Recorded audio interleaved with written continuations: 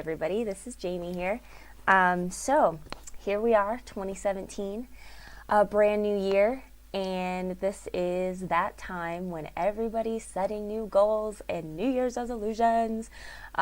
So this, I wanted to take a little bit of time to kind of pass on to you some things that I have learned when it comes to setting goals and actually achieving them.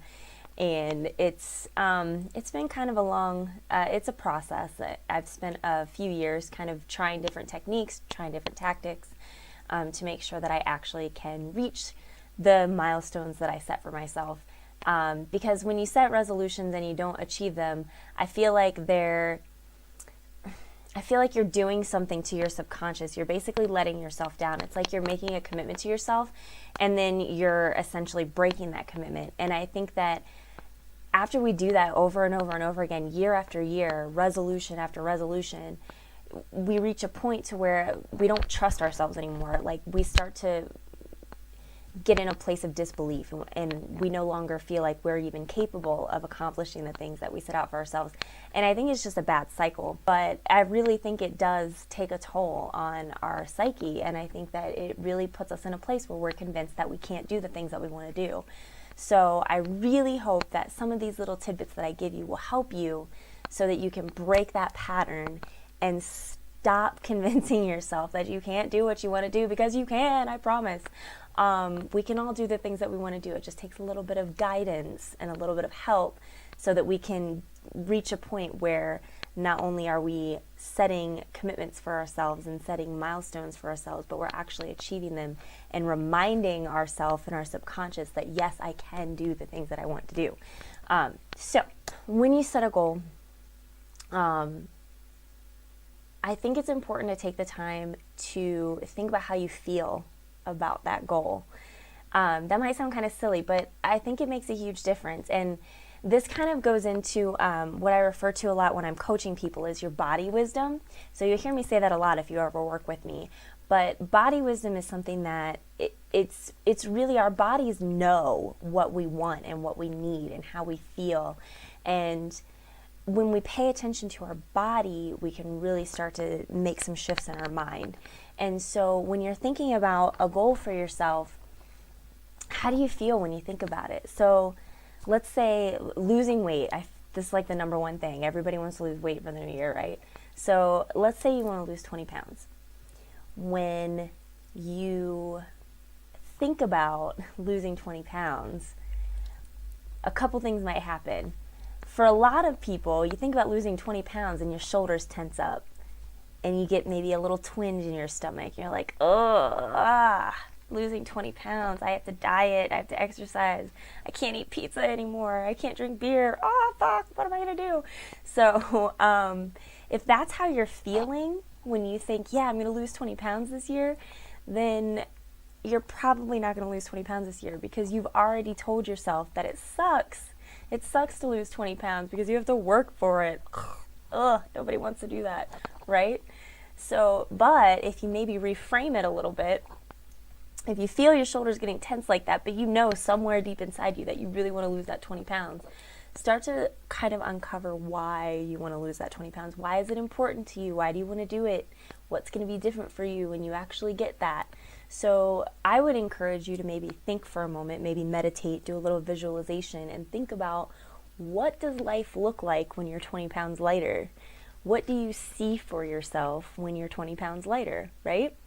And when you start to see that, and you see like you have more energy, you're doing more activities, you're outside having fun, you're getting more stuff done around the house than you normally would, you're more productive. If you start thinking about all of these things that will happen for you when you lose that 20 pounds, now we have a different feeling. We're not tense in the shoulders. We're not like, oh, I have to diet.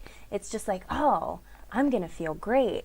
I'm excited. I'm going to have energy. Those are the things that you want to pay attention to when you're setting goals. It's not going to mean as much until you take that time to understand why it matters. All right? So the next thing that I would suggest is make a plan. This is the thing that, it's the simplest thing. This isn't news. I feel like everybody knows this already, but I'm going to go ahead and tell you again anyways, because I know that we all miss it. And I've been guilty of this too. I write down a bunch of things that I'm going to accomplish. I'm like, yep, that's what I'm going to do. And then I walk away and I look at the list every once in a while like, oh, I guess I didn't get it this year. But that's because there's no plan. And, there's this quote, I don't remember where it came from, but a goal without a plan is just a wish. That's legit, dude. So that's true. You can't just set a goal and magically you're going to accomplish it. You have to come up with a plan. So if your goal is to lose 20 pounds, what's your plan? What are you going to do? Are you going to prep your food on Sundays for the week? What are you going to prep? What are you going to eat? How are you going to manage your food intake? What are you going to do to exercise? Are you going to work out at home? Are you going to join a gym? Are you going to get a personal trainer? Are you going to hire a coach like me? What are you going to do? So you really have to have a plan. Saying you're going to lose 20 pounds doesn't mean you're automatically going to lose 20 pounds. You have to actually have some sort of actionable plan in place to get you there. So take the time to figure out what that plan is. And if you need help or you need resources, I mean, there's so many resources out there. Just find the one that works best for you. There's no right or wrong one. And you know what? You have a whole fucking year. So it's okay to experiment with them as well. So maybe you get one of those fun home workout programs and you start to do it and you're like, I don't even fucking like this workout. I don't want to do it anymore. Fine. That's okay. Do something different. Go take a yoga class. Go take a Zumba class. Those things are fucking awesome. Oh my God, I have so much fun at Zumba. If you've never done Zumba, I actually highly recommend that. I'm sure there's a Zumba class somewhere in your area. So much fun.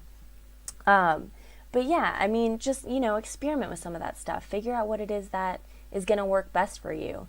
And that kind of brings me into my last point. So the last thing that you need to do is make sure that you're taking time to celebrate your small successes and your progress, and also forgiving yourself if you get a little bit off track. Because that's the thing. Like when we set a goal for ourselves, especially something like losing 20 pounds, that's kind of long term. It's probably going to take 3 or 6 months to lose 20 pounds. You don't lose 20 pounds in like 2 days. It doesn't happen. You have to allow yourself that kind of course correction, because you're going to get off track sometimes, and you're going to run into obstacles, and you're going to run into things that maybe you just don't like so much, and maybe it's not motivating you the way that you need to. And that's fine. Just make a shift, make a change. No big deal. As long as you're constantly doing something. And that would be, that's really the final thought that I want to leave you with is no matter what, when you set this goal for yourself, I feel so strongly that the easiest way to keep yourself motivated is to just pay attention to your daily progress, because all that daily progress is gonna add up to your big goal. You can't put yourself in this position where you think, oh my gosh, I'm gonna lose 20 pounds, and then 3 weeks later you've only lost 2. You lost 2 pounds. Like, that's 2 pounds less. Now you've only got 18 to go. Celebrate that. That's a big deal. And it doesn't happen quickly, and that's okay. It doesn't happen overnight. That's okay. But if every day you celebrate the fact that I ate really well today, I ate foods that gave me energy, I ate foods that didn't make me feel like a fat ass, and I feel really good, and it was awesome. Good for you. Celebrate that. And if today you worked out, great. Celebrate that. I worked out today. I feel good today. My energy's good today. Awesome.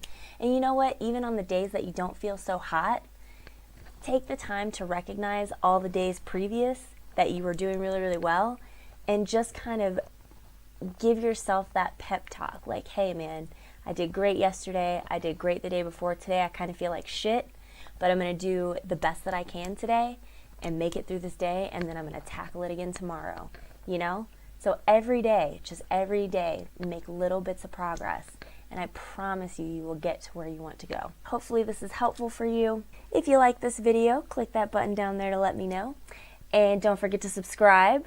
And also, you can always catch me on Facebook as well. I've got my Facebook link in the comments below. Yeah, I hope everybody has an awesome 2017. Happy New Year, and I will catch you guys later. Bye.